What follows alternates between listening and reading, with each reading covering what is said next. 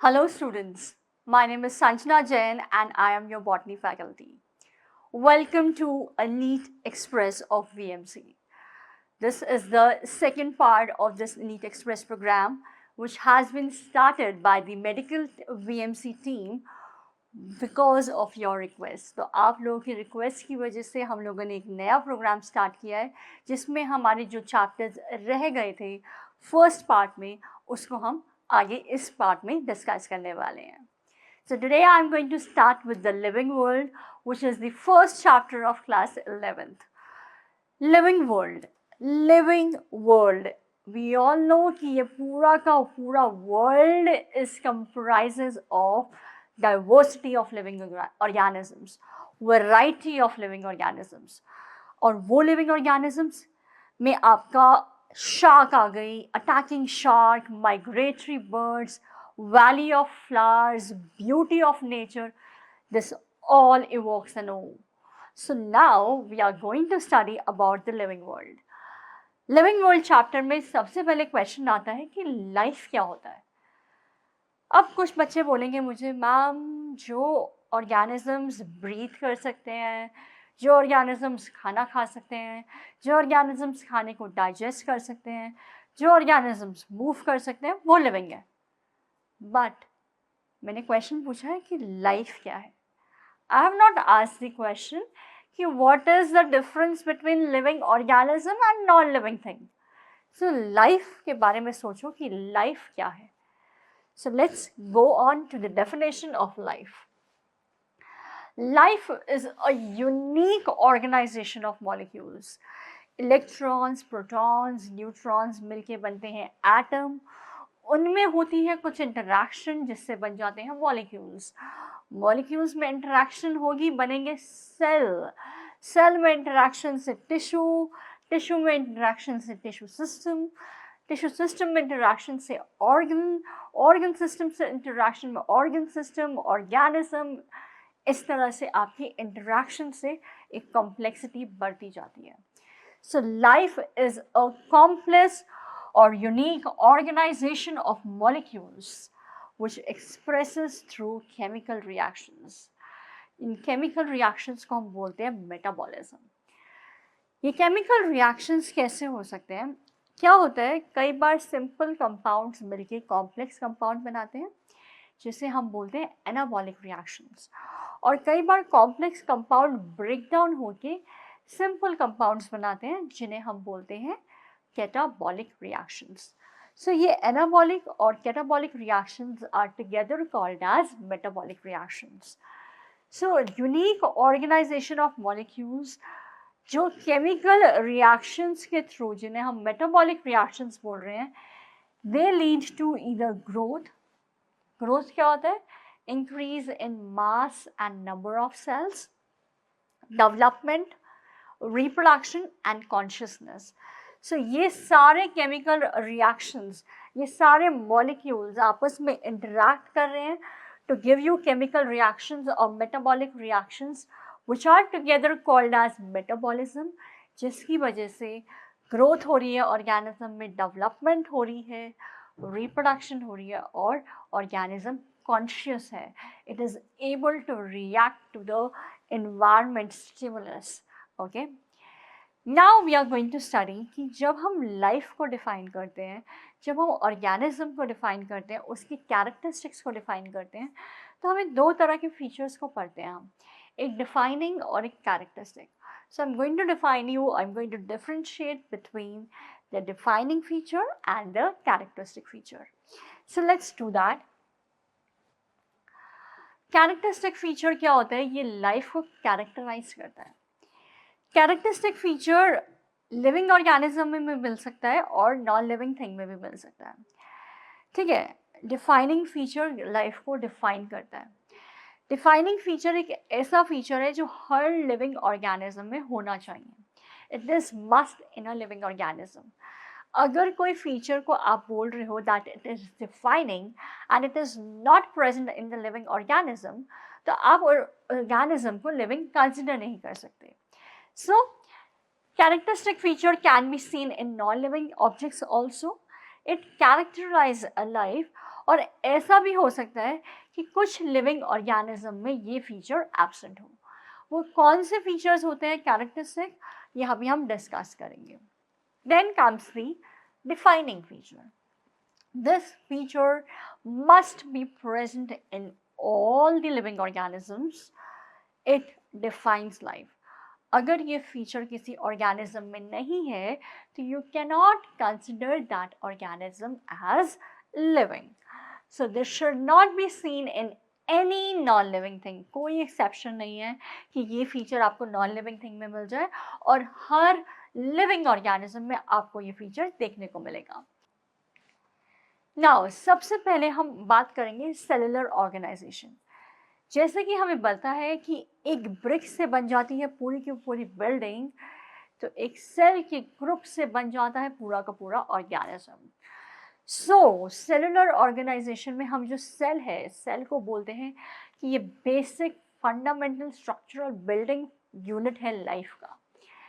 तो कोई भी लिविंग ऑर्गेनिज्म हो, उसमें या तो सिंगल सेल हो चाहे वो मल्टी सेल हो, पर उसमें सेल होना बहुत ज़रूरी है, तभी हम उसे लिविंग ऑर्गेनिज्म बोलते हैं। तो लिविंग ऑर्गेनिज्म में सेल होना बहुत ज़रूरी है। That is why cellular organisation is present in all living organisms. Non living things में नहीं होता, living cell non living thing में नहीं होगा, और that is why cellular organisation is referred as defining feature of life. Moving ahead comes metabolism. Metabolism is a sum total of all the chemical reactions. जितने भी chemical reactions हो रहे हैं body के अंदर, उन सारे reactions को एक साथ हम बोल सकते हैं metabolism या metabolic reactions. Metabolic reactions में आपके पास दो तरह के reactions आते हैं, anabolic और catabolic. Anabolic reactions में there is combination of the simpler compounds to form a complex compound, and catabolic reaction में complex compound का breakdown होगा to form simpler compounds. तो ये anabolic और catabolic reactions living organisms में होते हैं, चाहे वो single celled हो चाहे वो multi celled हो। तो that is why ये जो reactions हैं सिर्फ living organisms में होते हैं। So metabolism is also a defining property. Non living things में आपको ये रिएक्शंस देखने को नहीं मिलेंगे, so it is also a defining feature. Then comes consciousness. Consciousness एक टेक्निकली कॉम्प्लिकेटेड फीचर है। Awareness about environment, you are aware कि आपके एनवायरनमेंट में आसपास क्या चल रहा है। Animals are aware, plants are aware, तभी वो अपनी मेटाबॉलिक प्रोसेस को कैरी आउट कर रहे हैं। They are responding to the external environment. They are responding to the stimulus given by the environment. That is why consciousness is present in the living organism, and that too all living organisms. Non-living things में consciousness present नहीं होती है. That is why consciousness is also defining feature. Then आता है self-consciousness, awareness about ourselves.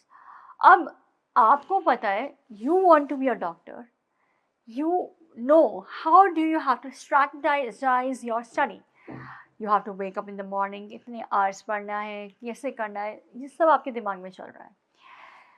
अब कोई plant है या कोई एनिमल है, उसको नहीं पता होगा कि हम कैसे लग रहे हैं, या एनिमल आपने कभी देखा नहीं होगा कि वो ये सोच रहा है कि हम कैसे लग रहे हैं, आज हम खाना मिलेगा या नहीं मिलेगा, कल वेदर कैसा होगा, या प्लांट नहीं सोचेगा कि कल सन किस टाइम पे राइज होगा।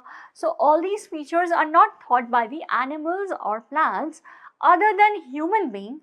कोई ऑर्गेनिज्म इतना अपने बारे में अवेयर नहीं दिखता। सो जो सेल्फ कॉन्शियसनेस होती है वो ह्यूमन बींग्स में प्रेजेंट होती है। So self consciousness is present only in humans and not in the other living organisms. So इसे हम बोलते हैं कैरेक्टरिस्टिक फीचर। ये किसी नॉन लिविंग थिंग में नहीं होती, बट सारे लिविंग ऑर्गेनिजम्स में नहीं होती। So we call it as characteristic feature. It is defining for humans but characteristic for other organisms. Then comes growth. Growth is increase in mass and number of cells. तो mass का increase होना, number of cells का increase होना, इसको हम बोलते हैं growth. अब growth होती है दो तरह की. एक होती है एक्सट्रिंसिक ग्रोथ, एक होती है इंट्रिंसिक ग्रोथ। लिविंग ऑर्गेनिजम्स में अंदर से ग्रोथ हो रही है, उनकी सेल्स अंदर से बढ़ रहे हैं जिसकी वजह से उनका मास बढ़ रहा है। So this is called as intrinsic growth. सारे ही लिविंग ऑर्गेनिजम्स में आपको इंट्रिंसिक ग्रोथ देखने को मिलता है। इंट्रिंसिक ग्रोथ किसी भी नॉन लिविंग थिंग में नहीं मिलता। So intrinsic growth is a defining feature for the living organisms. और एक्सट्रिंसिक ग्रोथ आपको लिविंग ऑर्गेनिजम्स में देखने को नहीं मिलता। एक्यूमुलेशन ऑफ सेम सब्सटेंस, जैसे कि स्नो माउंटेन के ऊपर स्नोफॉल हुआ, स्नो माउंटेन का साइज बड़ा हो गया तो उसका ग्रोथ हो गया, उसमें एक्सट्रिंसिक ग्रोथ हो गया। ठीक है, सैंड ड्यून्स के ऊपर सैंड आके डिपॉजिट हो गया तो this is a extrinsic growth. तो ये नॉन लिविंग थिंग्स में होता है एक्सट्रिंसिक ग्रोथ, लिविंग थिंग्स में नहीं होता। सो this is a characteristic feature, it's not found in the living organisms. तो अगर आप सिर्फ ग्रोथ की बात करते हो जिसमें एक्सट्रिंसिक और इंट्रिंसिक दोनों आ जाता है, so growth is together called as characteristic feature of life, whereas intrinsic growth is called as defining feature of life. Then the next comes is reproduction. अब हमें पता है कि रिप्रोडक्शन सिर्फ लिविंग ऑर्गेनिजम्स में होता है, नॉन लिविंग थिंग्स में नहीं होता। It is a process to produce offspring similar to the parents. अगर वो एसेक्सुअल है तो ऑफस्प्रिंग्स आइडेंटिकल होंगे पेरेंट्स की, और अगर सेक्सुअल रिप्रोडक्शन है तो ऑफस्प्रिंग्स सिमिलर होंगे पेरेंट्स के। तो रिप्रोडक्शन में जो ये प्रोसेस है लिविंग ऑर्गेनिजम्स में होता है, नॉन लिविंग थिंग्स में नहीं होता। बट ऐसा नहीं है कि सारे living organisms can reproduce. We have sterile human couples, we have honeybees, and there are a lot of organisms which cannot reproduce. So reproduction मिलता सिर्फ लिविंग ऑर्गेनिजम्स में है, बट सारे लिविंग ऑर्गेनिजम्स में नहीं मिलता। तो there are sterile human couples, जो ह्यूमन कपल्स रिप्रोड्यूस नहीं कर सकते, इनफर्टाइल हैं, they are living but they cannot reproduce. So this is a characteristic feature of life. So I hope you all have understood this table. Cellular organization is present in all living organisms. It is defining feature. Metabolism is present in all living organisms. It is defining feature. Consciousness is present in all living organisms and no non-living thing. It is a defining feature. Self consciousness human beings में होता है, सारे living organisms में नहीं होता। सो it is characteristic of life and defining feature for human beings. Growth आपका living organisms में होता है, नॉन लिविंग थिंग्स में भी हो सकता है, it is characteristic feature. Intrinsic growth सिर्फ लिविंग में होता है, नॉन लिविंग में नहीं होता, डिफाइनिंग फीचर। रिप्रोडक्शन सारे लिविंग ऑर्गेनिजम्स में नहीं होता, बट लिविंग ऑर्गेनिजम्स में ही होता है, नॉन लिविंग थिंग्स में नहीं होता। सो it is also a characteristic feature of life. Moving ahead, now living organisms में हम देखते हैं कि कुछ कुछ लिविंग ऑर्गेनिजम्स को अलग अलग लैंग्वेजेस में, अलग अलग रीजन्स में अलग अलग नेम से जाना जाता है। सो वो अलग अलग नेम्स को हम बोलते हैं वर्नैकुलर या लोकल नेम्स। जैसे कि मैंगो को in some places we call as अम्रपाल, in some places we call as आम, in some places you call it as आम्बो। ममदकाया, ओके। पम्पकिन को कुछ लोग सीताफल बोलते हैं, कुछ गंगा फल बोलते हैं, कुछ कद्दू बोलते हैं। तो अब आप सोचो, you go to USA and you say कि मुझे कद्दू दे दो, वेजिटेबल वेंडर के पास you go and you say to give me कद्दू, दे विल नॉट अंडरस्टैंड। ठीक है, या आप दिल्ली में आके बोलते हो मुझे फ्रूट वेंडर को कि फ्रूट सेलर को कि गिव मी ममदकाया, you will not understand. So obviously जो लोकल नेम्स होते हैं ना, ये लोकल नेम्स जिस प्लेस में उस नेम वो प्लांट को या वो फ्रूट को या वो वेजिटेबल को उस नेम से जाना जाता है, वो उसी प्लेस में रिस्ट्रिक्टेड होता है। उस प्लेस से बाहर जाके आप अगर वो नेम लोगे तो कोई भी पर्सन नहीं पहचान पाएगा। सो बिकॉज ये नेम रिस्ट्रिक्टेड होते हैं टू अ पर्टिकुलर एरिया, और एक ही ऑर्गेनिज्म के बहुत सारे नेम्स हो रहे हैं, सो ये कन्फ्यूजन क्रिएट कर देते हैं। So there is a need to standardize these names, कि हमें एक ऑर्गेनिज्म का ऑल ओवर द वर्ल्ड एक नेम हो कि, और जैसे अगर हम मैंगो को मैंजिफेरा इंडिका बोल रहे हैं तो मैंजिफेरा इंडिका किसी और ऑर्गेनिज्म का नेम हो ही ना। तो इससे क्या होता है, एक यूनिफॉर्मिटी मिल जाती है कि पूरे वर्ल्ड में मैंगो को मैंजिफेरा इंडिका के नाम से जाना जाएगा। So the vernacular or local names vary from place to place. ठीक है। For example, I just told you कि मैंगो को आम, आम्बू, अम्रपाल, ममतकाया बोला जा रहा है। पम्पकिन को सीताफल, गंगा फल, कद्दू बोला जा रहा है, जिसकी वजह से बहुत ही confusion हो गया है। The demerit is it creates confusion due to variation from place to place. It is restricted to an area. ये जो नेम है एक पर्टिकुलर एरिया में restrict होकर रह जाता है। So there is a need to standardize these names so that organism is known by a single name throughout the world. So standardization को हम बोलते हैं nomenclature.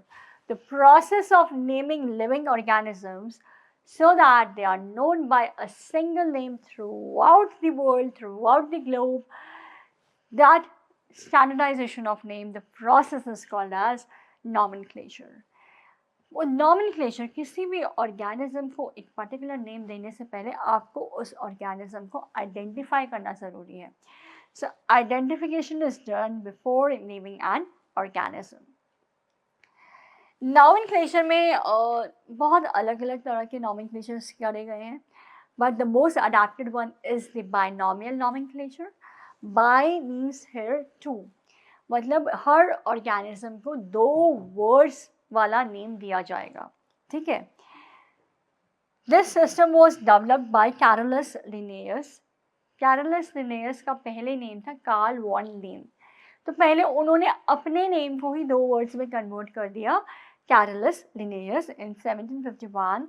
He was a Swedish naturalist. ठीक है। तो पहले इन्होंने अपने नेम को चेंज किया कार्ल वॉन लिन से कैरोलस लिनेयस। इन्होंने कुछ रूल्स दिए जो हमने फॉलो करते जा रहे हैं अभी तक। We follow the same rules to name any organism. So we are going to study about those rules now.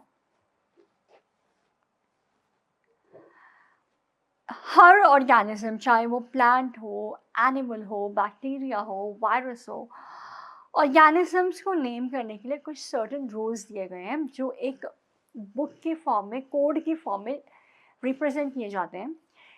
जैसे कि प्लांट्स के लिए we have ICBN, international code for botanical nomenclature, जो all over the world, it is international, so all over the world this is followed. ICZN is for animals, international code for zoological nomenclature. ICNB is for bacteria, international code for nomenclature of bacteria. ICNCP is for the cultivated plants which are used in the agriculture industry, international code for nomenclature of cultivated plants. ICVN is international code of viral classification and nomenclature, and ICTV is international committee for taxonomy of viruses. Okay. सो ये आपका जो codes हैं ये international level पे all over the world जाने जाते हैं। I told you Carolus Linnaeus ने कुछ रूल्स दिए हैं, उन रूल्स के बारे में हम डिस्कस करेंगे। फर्स्ट ऑफ ऑल, जितने भी नेम्स हैं किसी भी ऑर्गेनिज्म के, those names has to be derived from the Latin language. Latin language जो होती है वो डेड लैंग्वेज है, it is not practice in any part of the world now. तो अब अगर कोई लैंग्वेज डेड लैंग्वेज है तो उसमें चेंजेस नहीं होंगे। जैसे कि सपोज अगर आप इंग्लिश बोल रहे हो तो इंग्लिश में चेंजेस हो सकते हैं कि हम बोल दें कि आज हमने ये इंग्लिश हम गलत बोल रहे थे, इसमें ये ग्रामेटिकल चेंजेस होने चाहिए, ये चेंजेस होने चाहिए। तो चेंजेस आएंगे तो आपने जो पहले नेम दे दिए वो नेम गलत हो जाएंगे। पर अगर डेड लैंग्वेज है तो उसमें चेंजेस नहीं होंगे। फिर उसमें ना कोई बायसनेस नहीं होगी, कोई ये नहीं कहेगा कि आपने मेरी लैंग्वेज यूज़ नहीं करी, मेरी कंट्री की लैंग्वेज यूज़ नहीं करी, मेरी कंट्री की लैंग्वेज यूज़ नहीं करी। So there is no biasness, only one type of language is practice, and that is Latin language. No biasness, no discrimination, only one language, the Latin language. Dead language है तो changes नहीं होंगे, ठीक है। So names are derived from Latin language और Latinised. सारे names binomial names हैं, 2 words होते हैं उसमें। जो पहला वर्ड होता है दैट इज जीनस नेम, जो सेकंड वर्ड होता है वो स्पेसिफिक एपिथेट। जीनस नेम जो स्टार्ट होगा वो कैपिटल लेटर से स्टार्ट होगा और स्पेसिफिक एपिथेट स्टार्ट होगा स्मॉल लेटर से। दोनों वर्ड्स जब आप हैंड से राइट करोगे, हैंड रिटन होगा, तो दोनों वर्ड्स को आप सेपरेटली अंडरलाइन करोगे, और अगर वो प्रिंटेड फॉर्म में है तो वो इटैलिसाइज्ड होगा। आपने देखा होगा माइक्रोसॉफ्ट वर्ड में you have an feature to italicise your word, जिसमें थोड़ा सा स्लांट हो जाता है वर्ड, ठीक है, तो इटैलिसाइज्ड होगा वो, ठीक है, इटैलिक्स में होगा। सो इन बाइनोमियल नेम और बायोलॉजिकल नेम जो होता है वो बाइनोमियल नेम होता है, उसमें फर्स्ट वर्ड जीनस नेम होता है और सेकंड वर्ड होता है specific epithet. Biological name when handwritten, it is underlined separately. Genus name को आप separately underline करोगे और specific epithet को आप separately underline करोगे. It is when printed, it is printed in italics. Genus name starts with the capital letter, I just told you, and the specific epithet starts with the small letter. Moving ahead. Name of the author, जिस person ने वो scientific name दिया है, वो biological name, वो binomial name दिया है, उसका नेम स्पेसिफिक एपिथेट के बाद लिखा जाता है इन एब्रीविएटेड फॉर्म, शॉर्ट फॉर्म में। वो नेम इटैलिक्स में नहीं होता, उसको आपको अंडरलाइन नहीं करना होता, ठीक है। So the name of the author और discoverer is written after the specific epithet in abbreviated form or short form. 3 words का नेम होता है, जीनस नेम होता है, उसमें स्पेसिफिक एपिथेट होता है और ऑथर की साइटेशन होती है। It is in Roman and not in italics, okay. इस पूरे को एक साथ आप बोलते हो binomial epithet. For example,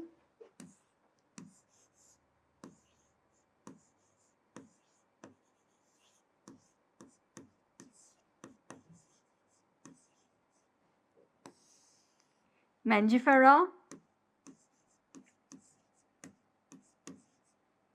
indica is the scientific name of mango.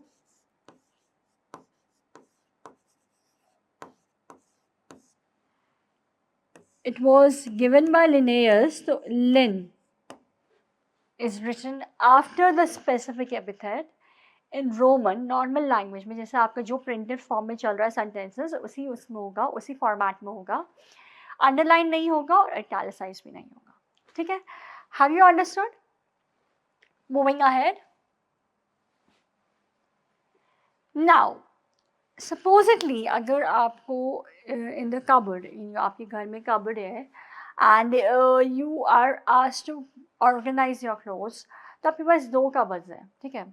एक में आपने सारे क्लोथ्स ऐसे ही रख दिए और एक में आपने प्रॉपर ऑर्गेनाइज किया, shirts in 1 drawer, trousers in 1 drawer, jeans in 1 drawer, jackets in 1 drawer, garments in 1 drawer, hankies in 1 drawer. So आपको कहाँ पर जाके एकदम से, if you are in a hurry, so कहाँ पे जाके you will be able to find your clothes in quick manner? Obviously in the almirah where the things are kept in an organized manner. Similarly, world में इतने सारे organisms हैं, अगर आपको उन ऑर्गेनिजम्स के बारे में इंफॉर्मेशन गैदर करना, उन ऑर्गेनिजम्स के बारे में स्टडी करना है, तो अगर आपकी वो ऑर्गेनिजम्स प्रॉपर वे में ऑर्गेनाइज्ड फॉर्म में आपके पास हो तो उनकी स्टडी इजी हो जाती है। तो ये जो सिस्टमैटिक ऑर्गेनाइजेशन होती है, इसी को हम बोलते हैं classification. So the process of categorising different organisms in the groups on the basis of their observable characters.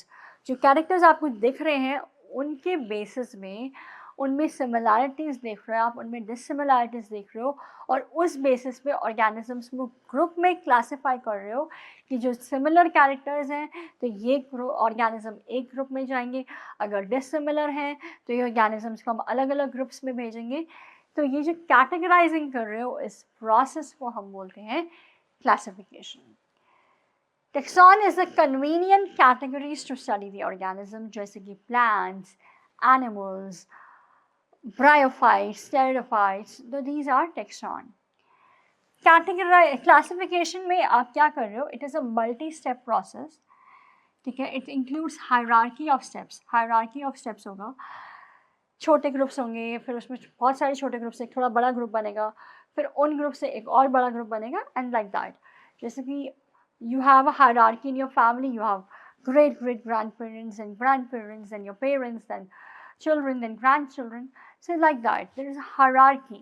Okay, so taxonomic categories are the part of the taxonomic arrangement. Taxonomic categories में छोटे groups होंगे, फिर उससे बड़े, फिर उससे बड़े, फिर उससे बड़े, all of them are together called as taxonomic hierarchy. So we are going to study about taxonomic hierarchy now.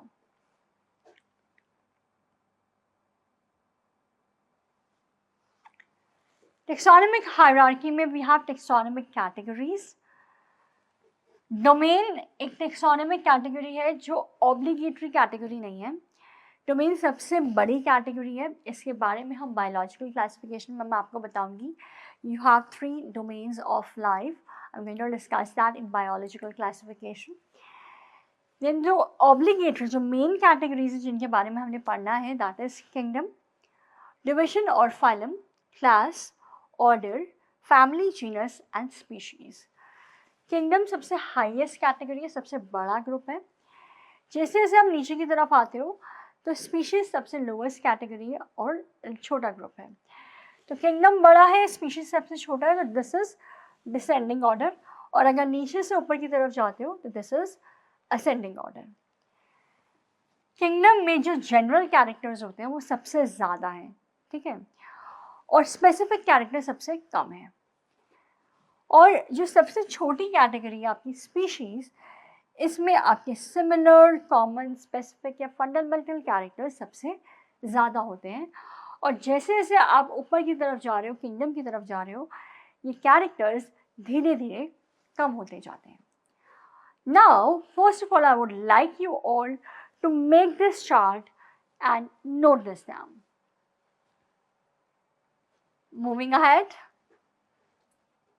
Now, I am going to discuss each taxonomic category in detail, starting with the smallest taxonomic category, that is species. तो मैंने आपको अभी बताया कि species सबसे smallest taxonomic category है, तो वहाँ पर आपको similar, correlated, fundamental characters, specific characters सबसे ज़्यादा मिलेंगे। और जैसे जैसे आप ऊपर की तरफ जाएंगे टुवर्ड्स किंगडम, वो कैरेक्टर्स कम होते जाएंगे। स्पीशीज़ जो टेक्सोनोमिक कैटेगरी है, यहाँ पर सबसे कम जनरल कैरेक्टर्स मिलेंगे। यहाँ पे जो ऑर्गेनिजम्स होंगे उनमें सबसे ज़्यादा सिमिलैरिटीज़ होंगी, और जैसे जैसे आप ऊपर की तरफ जाओगे सिमिलैरिटीज़ कम होंगी और डिससिमिलैरिटीज़ बढ़ती जाएंगी। नाउ स्पीशीज़ के अंदर जो ऑर्गेनिज्म होते हैं, जैसे कि अगर आप काउ स्पीशीज़ की बात करते हो तो उसमें जो इंडिविजुअल्स हैं वो आपस में ब्रीड कर सकते हैं। They are not reproductively isolated, they can reproduce with each other. Okay, इसी के बेसिस पे there was a scientist Ernst Mayr जिन्होंने एक कॉन्सेप्ट दिया था, biological species concept.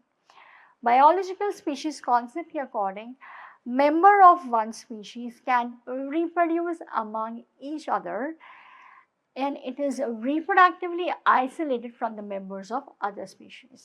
For example, dog एक species है, cat एक species है। The dog species के जो members हैं वो आपस में reproduce कर सकते हैं, cat species के जो members हैं वो आपस में reproduce कर सकते हैं, पर dog और cat species के members एक दूसरे के साथ they are reproductively isolated and they cannot reproduce together. If in case such organism reproduce by nature, they are not going to produce fertile offsprings. Okay.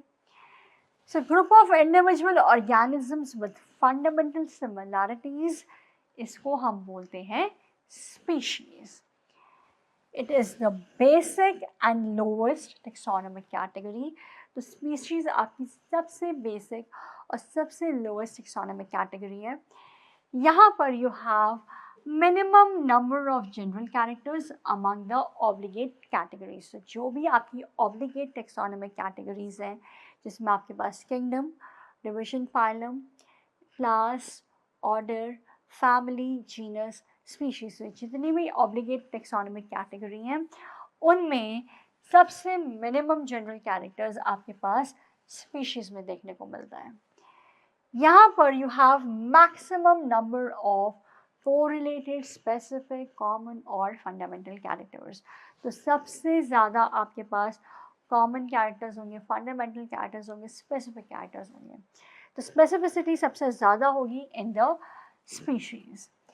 Individuals of same species can freely interbreed. आपस में reproduce कर सकते हैं freely and they produce fertile offsprings. और biological species concept मैंने आपको अभी बताया. It was given by Ernst Mayr and the members of one species according to this concept के according एक species के member दूसरी species के member के साथ reproductively isolated होते हैं, उसके साथ reproduce नहीं कर सकते. ठीक है. So this is biological species concept which was proposed by Ernst Mayr. Moving ahead, I'm going to give you the examples of species. Moving ahead, Solanum tuberosum is a scientific name of potato. So potato is a species.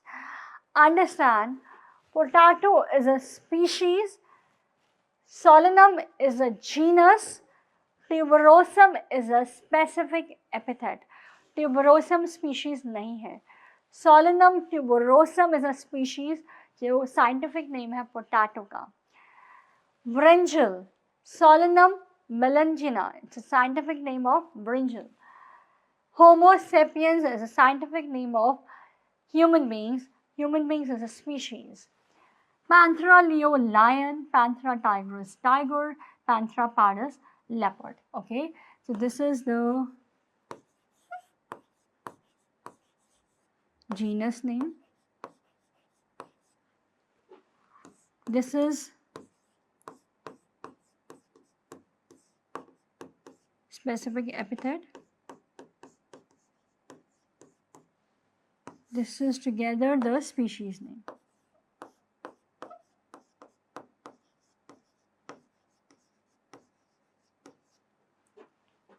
Of any organism.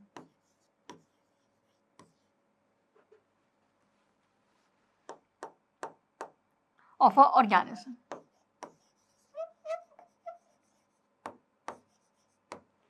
Fine? Is it clear to everyone? Moving ahead. तो species के ऊपर जो हमारी taxonomic category आती है वो होती है genus. Species से ऊपर आ रही है तो obviously species से बड़ी taxonomic category हुई.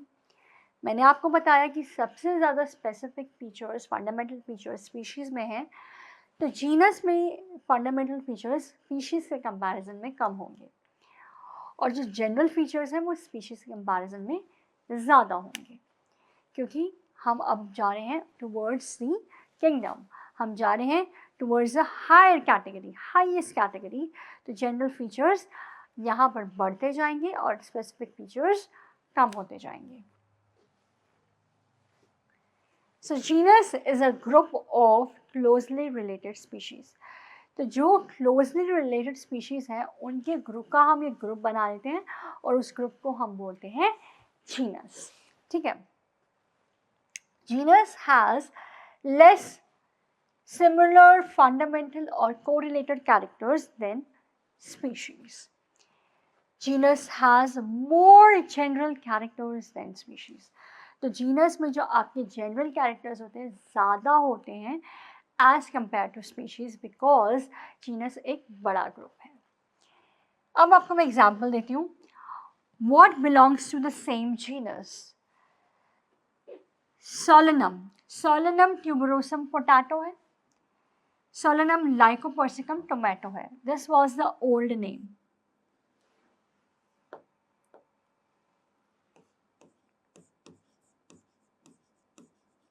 अब टोमेटो का न्यू नेम आ गया है.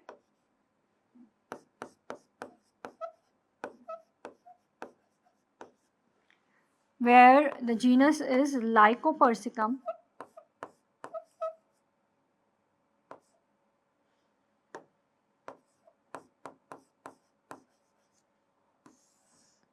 Esculentum.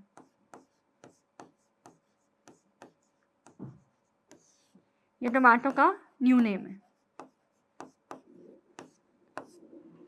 ठीक है. So Solanum tuberosum potato and Solanum melanginum brinjal, they are belonging to the same genus क्योंकि उनके अंदर similarities हैं. उनके flowers में, उनके vegetative characters में, उनके reproductive characters में similarities हैं. That is why they are belonging to same genus Solanum. Family.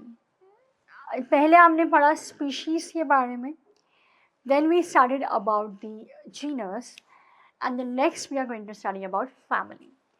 Family is जब बहुत सारे genus आप पढ़ रहे हो अलग अलग और वो genus में कुछ आपको similarities मिलती हैं तो आप उनको एक group में डाल देते हो. same similarities वाले genus का एक group बना देते हो जिसको आप बोलते हो family. So family is a group of closely related genus. तो जीनस से बड़ा ग्रुप हो गया फैमिली. तो यहाँ पर जनरल कैरेक्टर्स बढ़ जाएंगे और स्पेसिफिक कैरेक्टर्स थोड़े कम हो जाएंगे. स्पेसिफिसिटी थोड़ी कम हो जाएगी. तो it is the group of related genus. Family has more similar fundamental or correlated characters than order and less similar fundamental or correlated characters than genus. ध्यान से समझना इस कॉन्सेप्ट को. आपका ऑर्डर क्या है? Kingdom, division, phylum,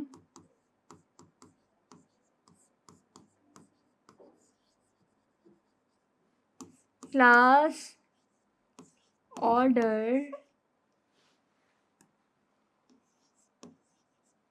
family, genus and species.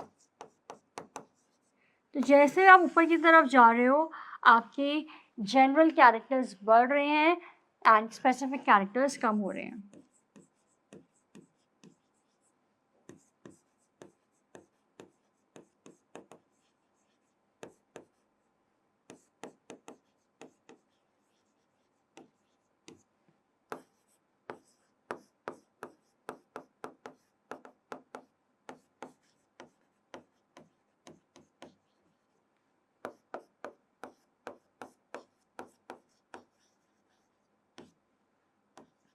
Decrease हो रहे हैं. तो अगर आप फैमिली को कंपेयर करते हो ऑर्डर के साथ, फैमिली को कंपेयर करते हो ऑर्डर के साथ, तो फैमिली में जनरल कैरेक्टर्स कम है, ऑर्डर में ज़्यादा है. फैमिली में स्पेसिफिक कैरेक्टर्स ज़्यादा हैं, ऑर्डर में कम है. और अगर आप फैमिली को कंपेयर करते हो जीनस के साथ तो फैमिली में जनरल कैरेक्टर्स ज़्यादा है, जीनस में कम है, और स्पेसिफिक कैरेक्टर्स फैमिली में कम है और जीनस में ज़्यादा है. Family has more general characters and species. तो फैमिली को अगर आप स्पीशीज़ से कंपेयर करते हो तो यहाँ पर जनरल कैरेक्टर्स ज़्यादा होंगे, यहाँ कम होंगे. Family has less general characters than order. Order से कंपेयर करते हो तो जनरल कैरेक्टर्स ऑर्डर में ज़्यादा होंगे, फैमिली में कम होंगे. Dog family is Canidae and cat family is Felidae. तो डॉग की फैमिली हमने बोला कैनिडे और कैट की family is Felidae. Okay.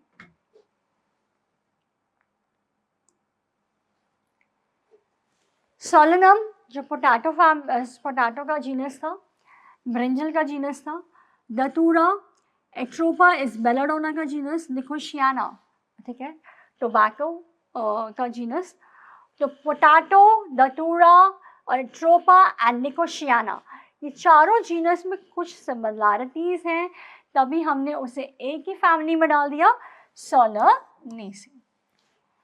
Felis cats, Panthera leo lion, Panthera tigris tiger, Panthera क्या कहते हैं, पार्डस इज लेपर्ड। इन तीनों में कुछ सिमिलैरिटी है, तभी ये एक जीनस में है पैंथरा। और पैंथरा जीनस और फेलिस जो कैट्स का जीनस है, इनमें कुछ सिमिलैरिटीज़ हैं, तभी ये सेम फैमिली में है, Felidae. Note this down.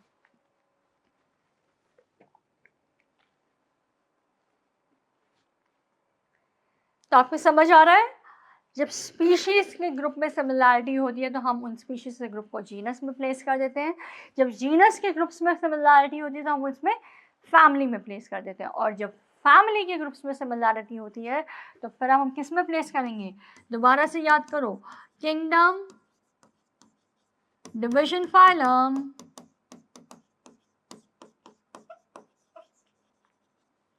Class, order, family, genus, species. तो जो अब फैमिली के ग्रुप में सिमिलैरिटीज होगी तो आप उसको प्लेस कर दोगे ऑर्डर में। Group of closely related orders would be placed in class. ठीक है, सो अब आगे बढ़ते हैं हम ऑर्डर की तरफ।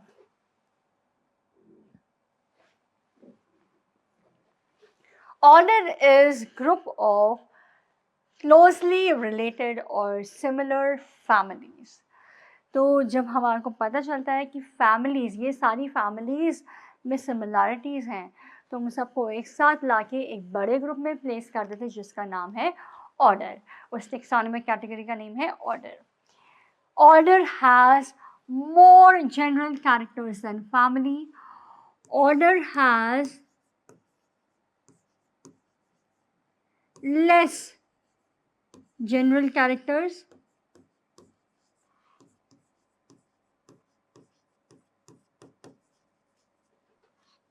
than class. ऑर्डर के अंदर स्पेसिफिक कैरेक्टर्स किससे ज़्यादा होंगे? याद करो, kingdom, division, phylum, class, order, family, genus, species. ऊपर की तरफ जाते हो तो स्पेसिफिक या कॉमन कैरेक्टर्स कम होते हैं, तो ऑर्डर के अंदर क्लास के कंपैरिजन में स्पेसिफिक कैरेक्टर्स ज़्यादा होंगे और फैमिली के कंपैरिजन में स्पेसिफिक कैरेक्टर्स कम होंगे। Is it clear to everyone?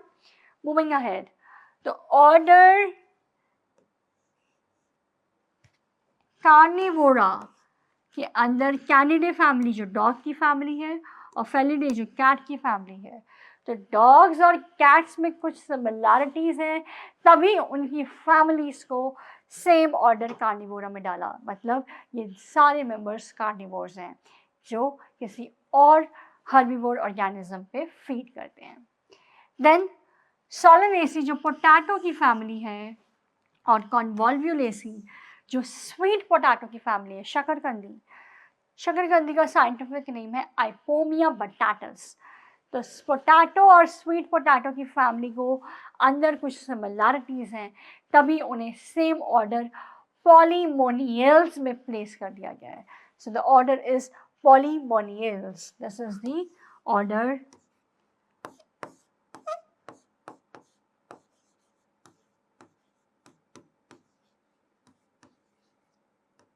Polemoniales.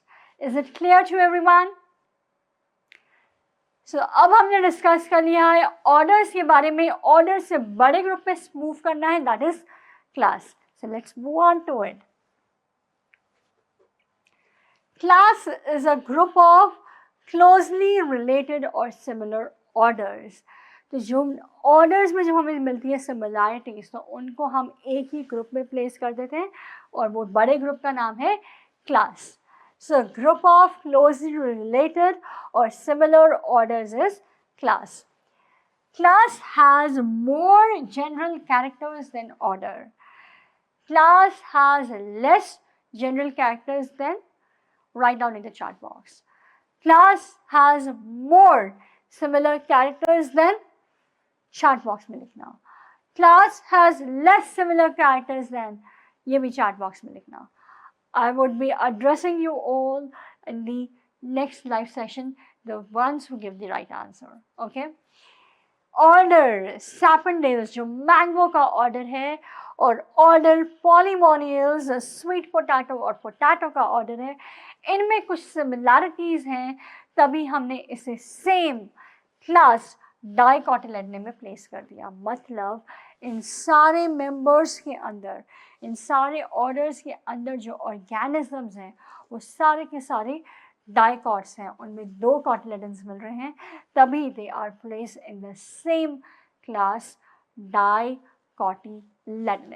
Is it clear to everybody? Moving ahead. Order Carnivora जिसमें टाइगर, कैट और डॉग आ गया, एंड ऑर्डर प्राइमेटा जिसमें मंकी, गोरिल्ला और गिबन आ गया, ह्यूमंस आ गए।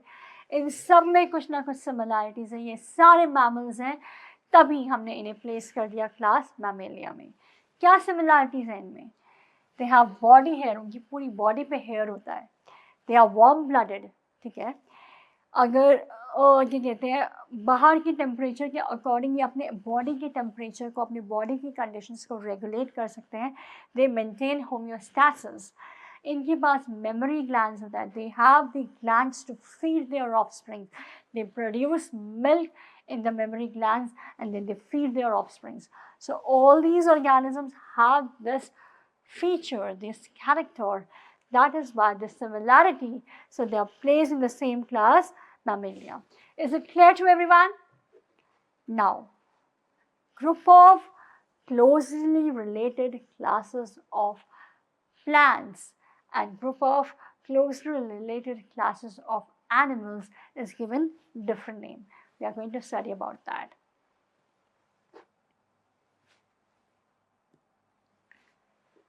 So group of closely related classes of plants is called as division, and group of closely related classes of animals is called as phylum. Division has more general characters than class, क्योंकि division एक बड़ा group है, ऊपर की तरफ आ रहा है, class नीचे की तरफ है, छोटा ग्रुप है।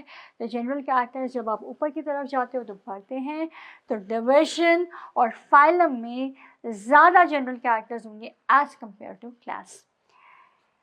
क्लास डाइकोटिलेडने जिसमें डाइकॉट्स हैं, और क्लास मोनोकॉटिलेडने जिसमें मोनोकॉट्स हैं। मोनोकॉट्स में जो मेंबर्स होते हैं उनके पास सिंगल कॉटिलेडन होता है उनकी सीड्स में। डाइकोटिलेडने में जो मेंबर्स होते हैं उन्हें हम डाइकॉट्स बोलते हैं, और उन डाइकॉट्स की सीड्स में 2 कॉटिलेडन्स होते हैं। इनमें कुछ ना कुछ सिमिलैरिटीज़ है, that is why they are placed in the same division angiosperm में। मतलब डाइकॉट्स और मोनोकॉट्स दोनों ही फ्लावर्स बेयर करते हैं, that is why they are placed in the same division angiosperm में। Okay,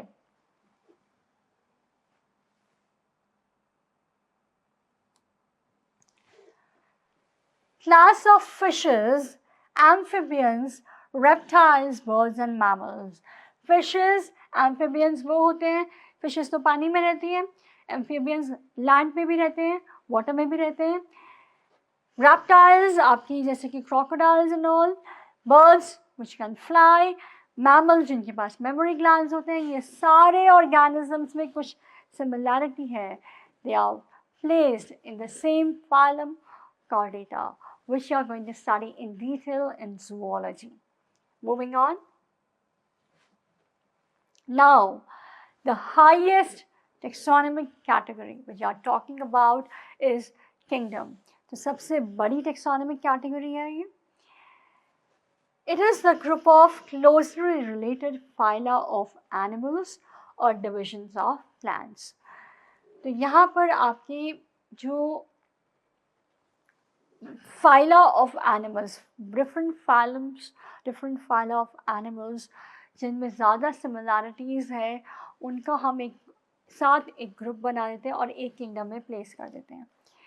different divisions of plants जिनमें बहुत ज़्यादा सिमिलैरिटीज़ हैं, हम उनका ग्रुप बनाते हैं और सेम किंगडम में प्लेस कर देते हैं।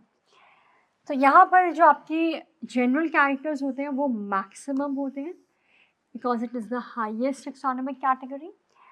और फंडामेंटल या स्पेसिफिक या सिमिलर या कॉमन कैरेक्टर्स मिनिमम होते हैं because it is the highest taxonomic category. Angiosperm में फ्लावर बियरिंग प्लांट्स, जिम्नोस्पर्म में जिसमें नेकेड सीड्स होती हैं, टेरिडोफाइटा, ब्रायोफाइटा, एल्गी, ये अलग अलग डिविजन्स हैं. इनमें कुछ सिमिलैरिटीज़ हैं. That is why they are place in the same kingdom Plantae. Kingdom Plantae के बारे में हम डिटेल में स्टडी करेंगे in the third chapter of class 11, that is plant kingdom. तो हम ये सारे डिविजन्स के बारे में डिटेल में स्टडी करेंगे उस चैप्टर में.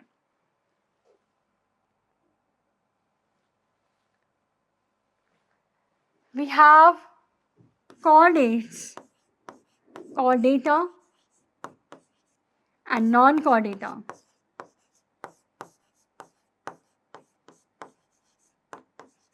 इनमें कुछ similarities है. These are the phylums.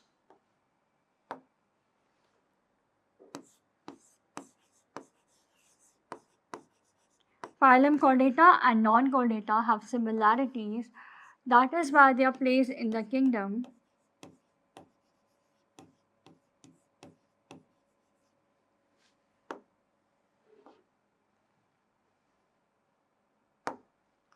Animalia.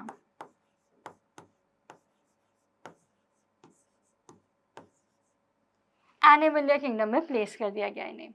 So you are going to study about Animalia kingdom in detail in zoology. Okay, and plant kingdom के बारे में हम डिटेल में स्टडी करेंगे in botany. Moving ahead, now we are going to discuss certain questions. ठीक है, and in the NEET exam I'll tell you it is very important to attempt the questions. देखो आप थियोरी पढ़ लोगे, theory पढ़ के ना कई बार क्या होता है जब आप थियोरी पढ़ रहे हो उसकी जब आप प्रैक्टिस करते हो क्वेश्चंस में, यू शुड नो कि what type of questions are asked in the NEET exam, कि इस थियोरी के पार्ट को किस तरह से हमसे पूछा जा सकता है. जब आप सब्जेक्टिव पेपर कर रहे होते हो तो आप थोड़ी सी चीज़ें you just make up the things, you just make the answer long by इधर राइटिंग, थोड़ा घुमा फिरा की चीज़ें कर सकते हो. But in the objective paper you have only one correct answer in the NEET exam. जो NEET पैटर्न है उसके अंदर you have only one correct answer. अगर वो नहीं करेक्ट आपने मार्क किया so you are given a negative marking as well. So you have to practice a lot of questions, objective questions, so that you excel in the NEET exam. So I'm going to give you certain questions, I'm going to give you a practice of certain questions, I'm going to give you an idea कि किस तरह के questions इस chapter में पूछे जाते हैं. Definitely you have to practice a lot of questions. If you have any doubt, you can always join our courses, different courses, to clarify your doubts. So nomenclature जिसके बारे में हमने आज बात करी थी कि हम कैसे ऑर्गेनिजम्स को इस तरह से नेम करते हैं कि वो all over the world single name से जाने जाएं, is governed by certain universal rules. We discussed that. Which one of the following is contrary to the rules of the nomenclature? So you have to find out the feature which is not true regarding the rules of the nomenclature. The first statement is when written by hand, the names are to be underlined. Second is biological names can be written in any language. Third is the first word in a biological name represents the genus name, and the second is a specific epithet. The fourth is the names are written in Latin and italicized. So now focus.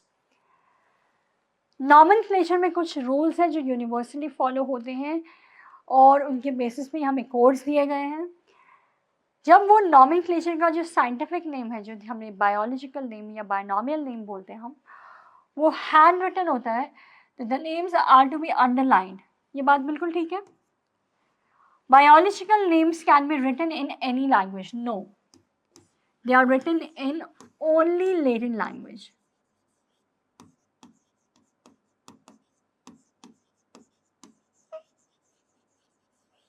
Okay, so this is contrary. So this is the correct answer. The first word in biological name represents the genus name. Second specific epithet, जैसे कि Mangifera indica में Mangifera genus name था, indica specific epithet. The names are written in Latin and are italicised, जब वो printed form में होते हैं तो वो इटैलिक्स में प्रिंट होते हैं, तो ये बात भी ठीक है। So answer to this question is option number 2. Moving ahead, ICBN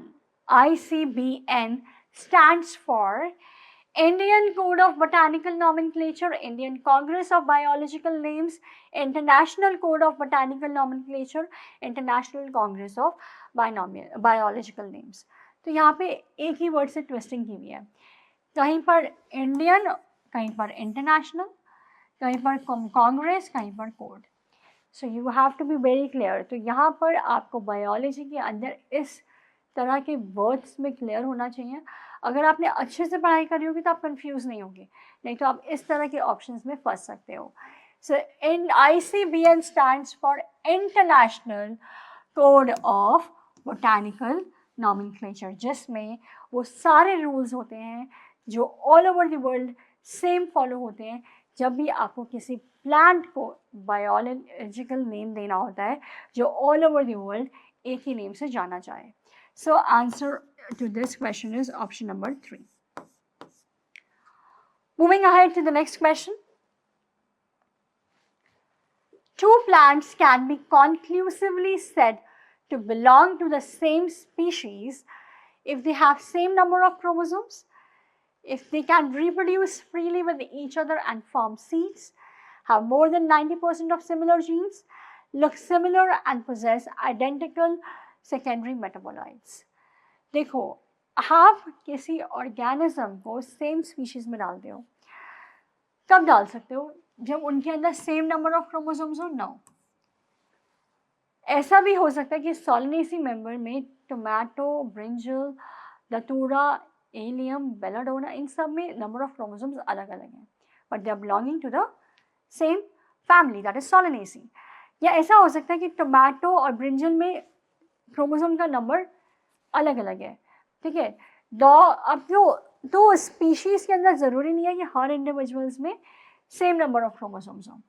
ठीक है, but they can reproduce freely. ये हमने बायोलॉजिकल कॉन्सेप्ट ऑफ स्पीशीज़ में भी स्टडी किया था कि reproductively they can reproduce freely, but दूसरे मेंबर ऑफ एक स्पीशीज़ के मेंबर दूसरे स्पीशीज़ के मेंबर से रिप्रोडक्टिवली आइसोलेटेड होते हैं. तो ये बात ठीक है. They have more than 90% of similar genes. ये ज़रूरी नहीं है, 90 से ज़्यादा भी हो सकता है. This is not correct. They look similar and possess identical similar metabolites. ये ज़रूरी नहीं है. ठीक है, so this is incorrect. So answer would be option number 2. Moving ahead, the common characteristics between tomato and potato will be maximum at the level of their. Tomato का scientific name मैंने आपको बताया था, लाइकोपर्सिकम एस्कुलेंटम.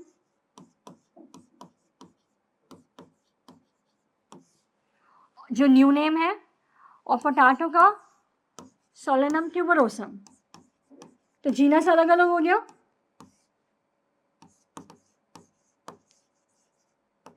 ये आज हमने आज की क्लास में भी डिस्कस किया है.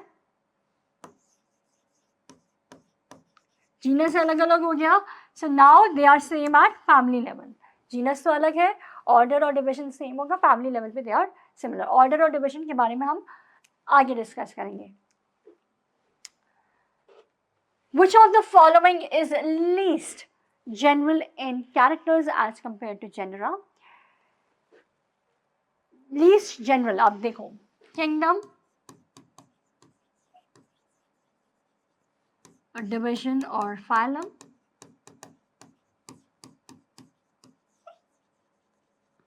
class, order, family, genus, species. इसमें लीस्ट जनरल कौन सा होगा? ये मोस्ट जनरल है.